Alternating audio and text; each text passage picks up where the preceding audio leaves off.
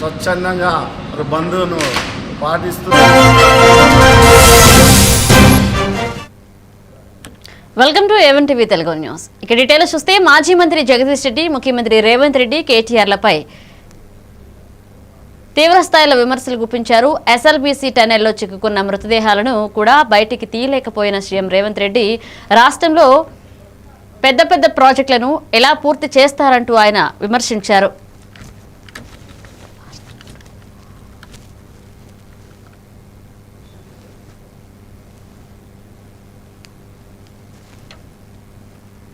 ఫాస్ట్గా పెట్టమ్మా.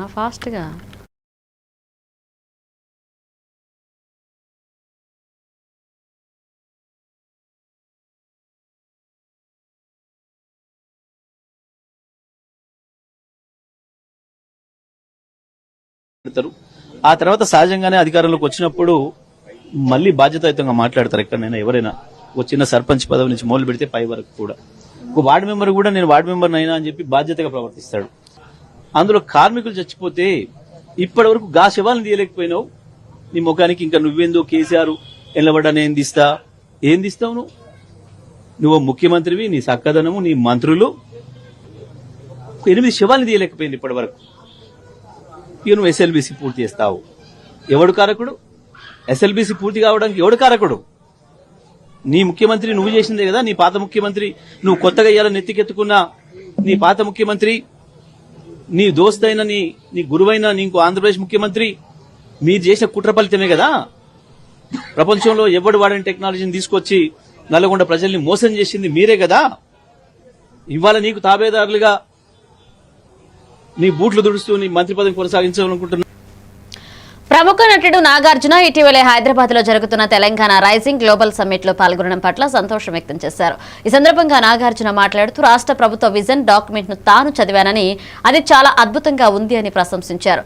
తెలంగాణలో ఒక పెద్ద ఫిలిం హబ్ ను తయారు చేయాలని చర్చలు జరుగుతున్నాయని ఆయన తెలిపారు. ఈ ప్రయత్నంలో భాగంగానే అన్నపూర్ణ స్టూడియోస్ ని కూడా రాబోయే ఫ్యూచర్ సిటీకి తీసుకురావడానికి కృషి చేస్తామని నటుడు నాగార్జున ప్రకటించారు.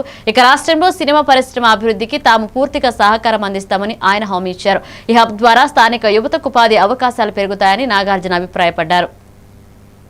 నేను చదివాను కూడా, చాలా చాలా అద్భుతంగా ఉంది. విజన్ ముందుకు తీసుకెళ్లాలని సంకల్పం ఉంటే ఏదైనా సాధించవచ్చు. అండ్ ఇది ఫిల్మ్ ఇండస్ట్రీకి సంబంధించి కూడా ఇక్కడ ఒక ఫిల్మ్ హబ్ తయారు చేయాలని ఒక ఐడియా ఉంది. అండ్ దాంతో ఫిల్మ్ ఇండస్ట్రీతో కూడా చర్చిస్తున్నారు దాన్ని ఎలా తయారు చేయాలి. అండ్ ఒక international film hub, just not Indian film hub. And ఈ మాట వింటుంటే చాలా సంతోషంగా ఉంది. అజయ్ దేవగన్ లాంటి వాళ్ళు ఫిల్మ్ ఇక్కడ మరొక ఫిల్మ్ సిటీ నిర్వహించాలనేటువంటి ఆలోచన చేస్తా ఉన్నారు. వాటికి సంబంధించి ఏం చెప్తున్నారు? చాలా సంతోషం అండి. అందరూ వస్తే, అందరూ కలిసి పనిచేస్తే చాలా చాలా ఇంటర్నేషనల్ వాళ్ళకున్న కాంటాక్ట్స్ తో, మనకున్న కాంటాక్ట్స్ తో అందరూ కలిసి చేయొచ్చు ఆల్రెడీ. అండ్ అన్నపూర్ణ కూడా మేము ఆల్రెడీ 50 years నుంచి తెలంగాణలో మేము బీన్ హియర్ ఫర్ 50 years. అది దాన్ని కూడా తీసుకొస్తాం ఇక్కడికి. చాలా సంతోషంగా ఉందండి ఇక్కడ రావడం. రాష్ట్ర మంత్రి కోమటిరెడ్డి వెంకటరెడ్డి, మాజీ మంత్రులు హరీష్ రావు కేటీఆర్లపై ఘాటు వ్యాఖ్యలు చేశారు. ప్రతిసారి తన దగ్గర కేటీఆర్ ప్రస్తావన తెచ్చి దయచేసి తన నోరు పాడు చేయవద్దని ఆయన మీడియాని కోరారు.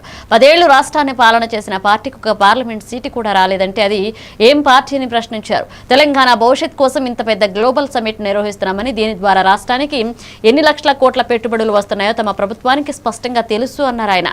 ఇక వారి ఆరోపణలు తాము పట్టించుకోవాల్సిన అవసరం లేదని, తదుపరి నుంచి మాజీ మంత్రుల గురించి ప్రశ్నలు అడగవద్దని వెంకటరెడ్డి విజ్ఞప్తి చేశారు. కోట్లు వస్తే ఇవాళ 177 కోట్లు వచ్చినాయి. అంటే ఇన్వెస్ట్మెంట్ పెరుగుతున్నట్ట తగ్గినట్ట? దానికి కేటీఆర్ ఎందుకు ఖండించలేదంటే, కేటీఆర్ ఒకటి కార్ రేసింగ్ కోసమే 200 కోట్లు దుబారా ఖర్చు పెట్టిండు. ఇవాళ ఇంత పెద్ద సమ్మిట్ పెట్టి దేశమంతా దీని మీద ఆలోచిస్తున్నప్పుడు మీరందరూ కూడా మంచి కవరేజ్ ఇవ్వండి. వాళ్ళు పేపర్ టీవీలలో మాట్లాడితే మీకు వార్తలు కావాలి, వాళ్ళకి టీవీలలో ఉంటే మనం ఉన్నామా అంటే ఉన్నట్టు. అరే రెండు సిట్టింగ్ స్థానాలు, ఇద్దరు వాళ్ళ అభ్యర్థులే, చనిపోతే ఇద్దరు అభ్యర్థులను గెలిపించుకోలే. బీఆర్ఎస్ ఎక్కడ? నేను ఆ రోజు చెప్పిన పార్టీ మార్చడం కేసీఆర్, నీ పార్టీ లేదు. కేసీఆర్, బీఆర్ఎస్, టీఆర్ఎస్ అనేది గతం. ఫ్యూచర్లో మీ చరిత్రలో మీ పేరు ఉండదు. తెలంగాణ ఇచ్చిన సోనియా గాంధీతో పాటు కాంగ్రెస్ పార్టీనే 20 ఏళ్ళు అధికారంలో ఉంటది. నేను ఆ రోజు చెప్పిన ఆహ్వానం పంపిరా పంపనట్టు అదే విజువల్స్ ఏం బయటికి రాలేదు. ఎక్కడ ఆహ్వానం పంపిరా?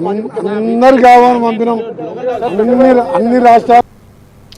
జాతీయ గీతం వందే మాతరంపై లోక్సభలో చర్చ ప్రారంభమైన నేపథ్యంలో ఈ ప్రతిష్టాత్మక చర్చను స్వయంగా ప్రధాని మంత్రి నరేంద్ర మోదీ ప్రారంభించారు. వందే మాతరం గీతం యొక్క ప్రాముఖ్యత, చరిత్ర గురించి లోక్సభలో మొత్తం 10 గంటల పాటు సుదీర్ఘ చర్చ కొనసాగనుంది. అదేవిధంగా రాజ్యసభలో ఈ అంశంపై చర్చను రేపు కేంద్ర హోంశాఖ ఈరోజు అమిత్ షా ప్రారంభించారు. ఈ చర్చ దేశ చరిత్ర, సంస్కృతి, రాజ్యాంగంలో లోతైన అధ్యయనానికి దోహదపడుతుందని మోదీ అభిప్రాయపడ్డారు.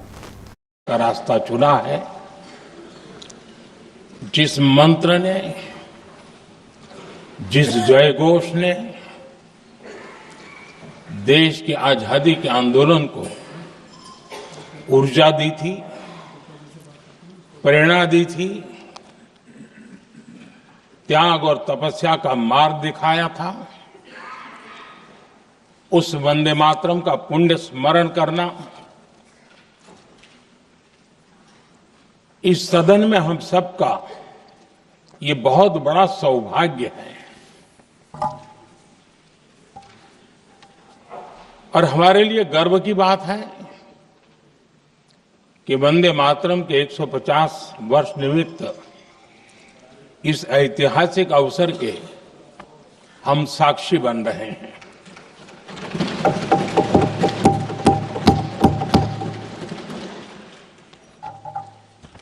एक ऐसा कालखंड जो हमारे सामने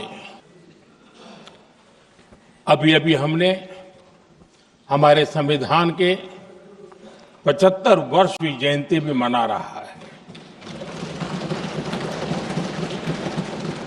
और अभी हमने गुरु तेग बहादुर లోక్సభలో వందే మాతరంపై జరుగుతున్న చర్చను ఎంపీ చామల కిరణ్ కుమార్ రెడ్డి తప్పుపట్టారు.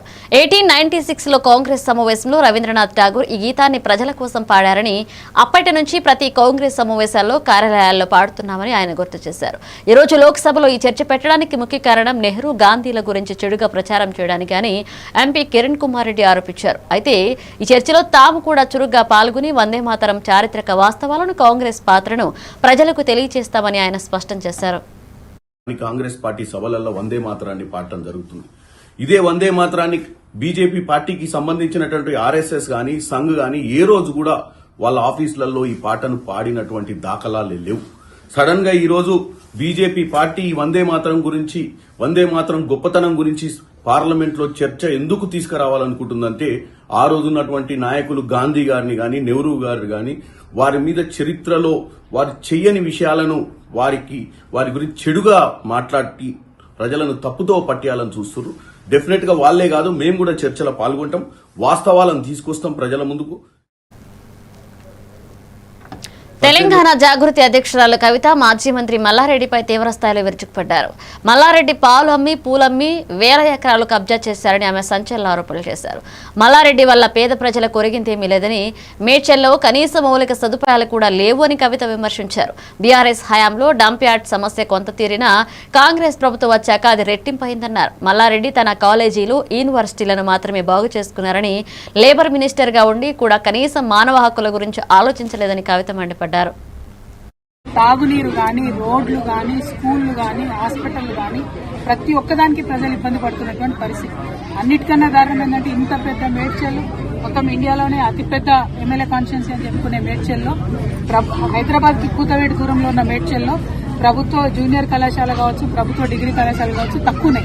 మొత్తం ప్రైవేట్ పరమైపోయింది, ప్రైవేట్ ఎడ్యుకేషన్ హబ్ గా మారిపోయింది, గంజాయి కడ్డగా మారిపోయింది. మొత్తం మేడ్చల్ తప్పితే అభివృద్ధి వైపు అడుగులేసింది లేదు. ఏమన్నా జరిగింది మేడ్చల్లో అంటే కేవలం ఇదివరకు బీఆర్ఎస్ ప్రభుత్వం ఉన్నప్పుడు డంప్ యార్డ్ సమస్య కొంత మేరకు తీరింది. ఇప్పుడు కాంగ్రెస్ వచ్చినాక అది డబుల్, త్రిబుల్ అయింది, 2-3 గుంటలు అయిపోయింది.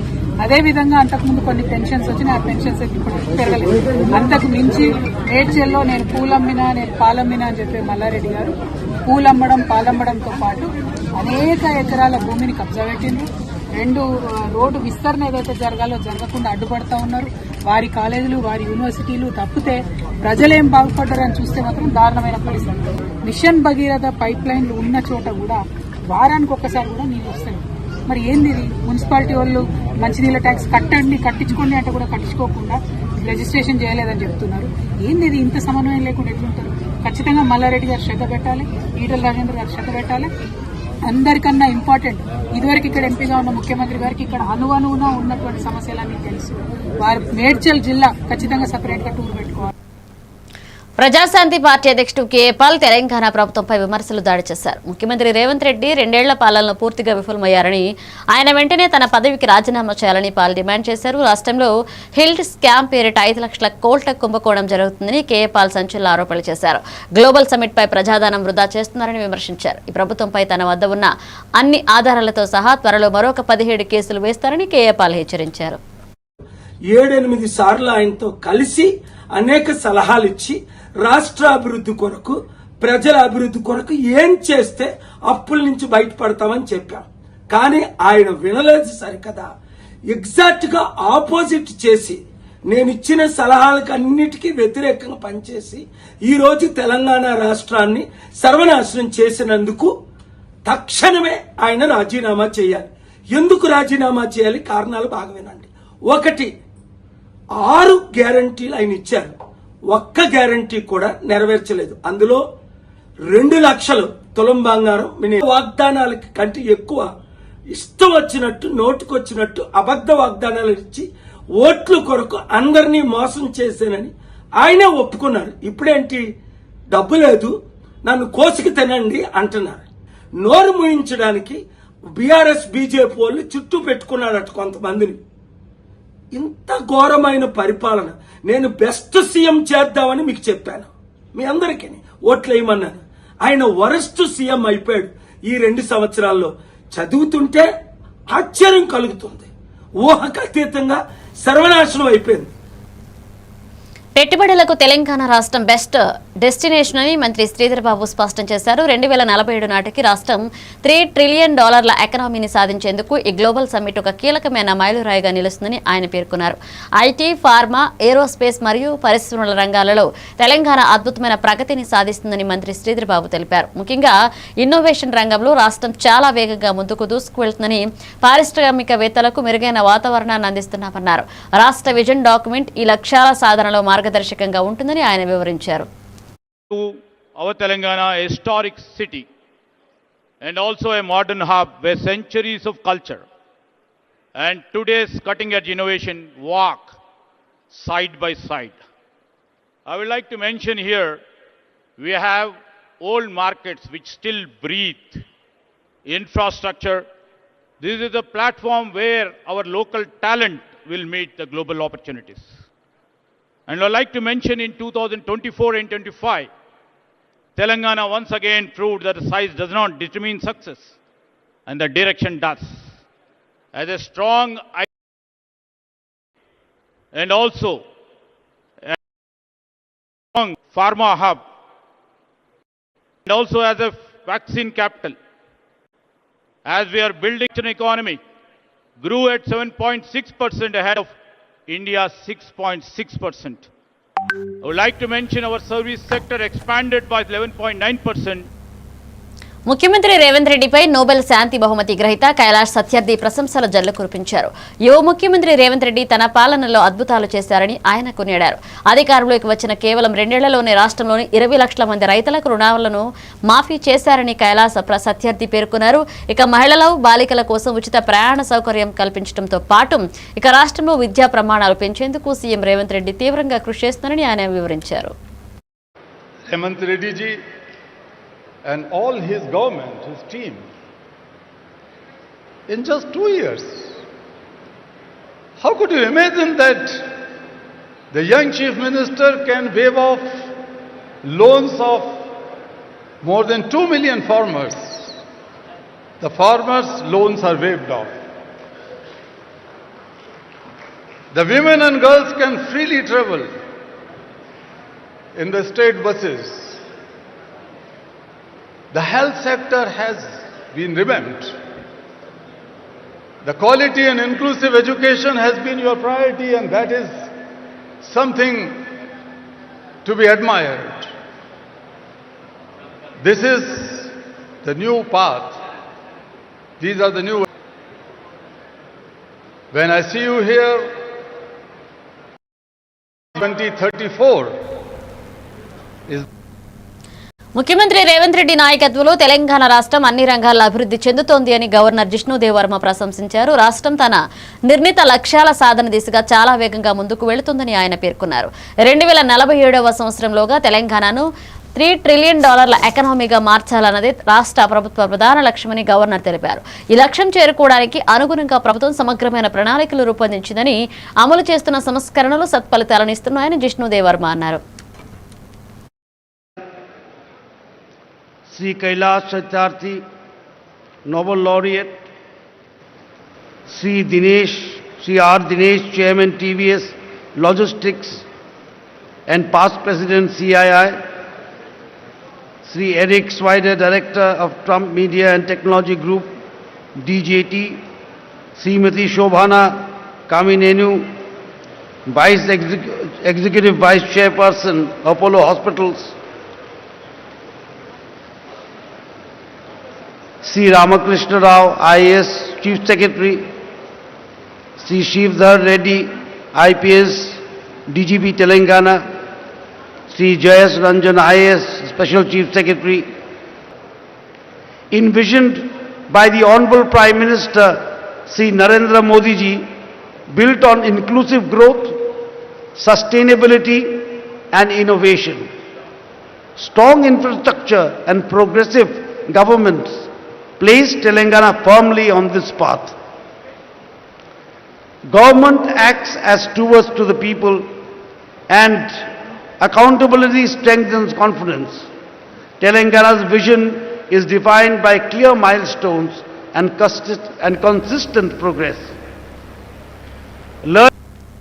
తెలంగాణకు ఈ గ్లోబల్ సమ్మిట్ ఒక చారిత్రాత్మక ఘట్టం లాంటిదని, రాష్ట్ర అభివృద్ధిలో ఇది ఒక కీలకమైన మైలురాయిగా నిలుస్తుందని మంత్రి ఉత్తమ్ కుమార్ రెడ్డి అన్నారు. 2047 నాటికి $3 ట్రిలియన్ ఎకానమీ సాధన లక్ష్యంగా ప్రభుత్వం రోడ్ మ్యాప్ ను ఆవిష్కరించబోతుందని ఆయన అన్నారు. ఈ రోజు సాయంత్రం హాల్ 1లో డిఫెన్స్ మరియు ఏరోస్పేస్ రంగాలలో పెట్టుబడులకు సంబంధించిన చర్చ జరుగుతుందని మంత్రి ఉత్తమ్ కుమార్ రెడ్డి వివరించారు. అలాగే సరిగ్గా సాయంత్రం 5:30 గంటలకు సౌత్ ఈస్ట్ ఆసియన్ దేశాలతో ముఖ్యమంత్రి Revanth Reddy సమావేశమవుతారన్నారు.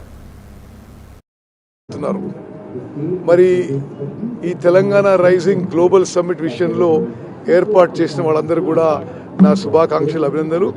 I think it's a historic event for Telangana. I think it's a mile stone in Telangana's development. I congratulate Chief Minister, Deputy Chief Minister and everybody else involved in the arrangements of this global summit. అయితే మీ అందరికీ ఒక request, ఈరోజు సాయంత్రము 4 గంటలకి hall 1లో defence and aerospace సెక్టర్స్లో తెలంగాణ 47 నాటికి ఏ విధంగా ఆర్టిఫిషియల్ ఇంటెలిజెన్స్ వాడి అత్యాధునికమైన ఇరిగేషన్ మెథడ్స్ వాడి రాష్ట్రంలో ప్రతి ఇంచు భూమిని మరి సాగులోకి తీసుకొచ్చి మంచి ప్రొడక్టివిటీ తీసుకురాబోతున్నామో ఆ డాక్యుమెంట్లో ఉంది.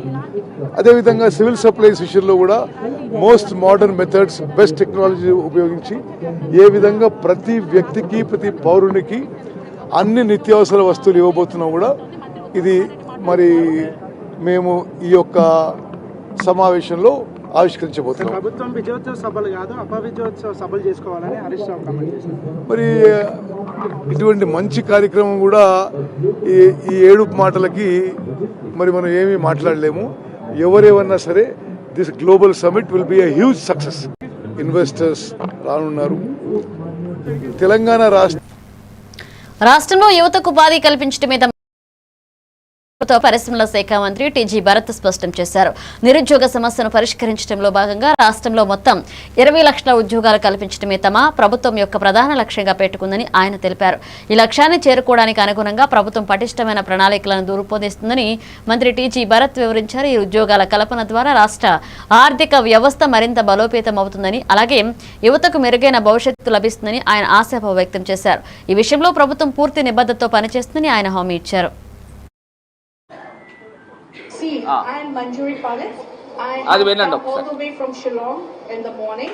My husband passed away and I have come here to transport the coffin, the casket, all the way to Kolkata to be buried in his hometown. We booked an Indigo flight.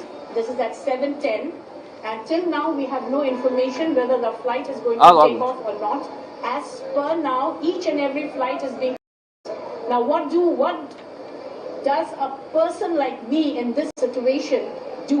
I can neither take the coffin back to Shillong. What do I do with it? Okay, and the body is embalmed for 48 hours. ఆమె చెప్తా ఉంది 48 hours నుంచి strained అయింది. నిజంగా అక్కడేమో అహ్మదాబాద్లో flight crash అయిందా? ఆ ఫ్లైట్ క్రాష్లోనేమో ఇవి bulletin updates. Keep watching A1 TV Telugu news.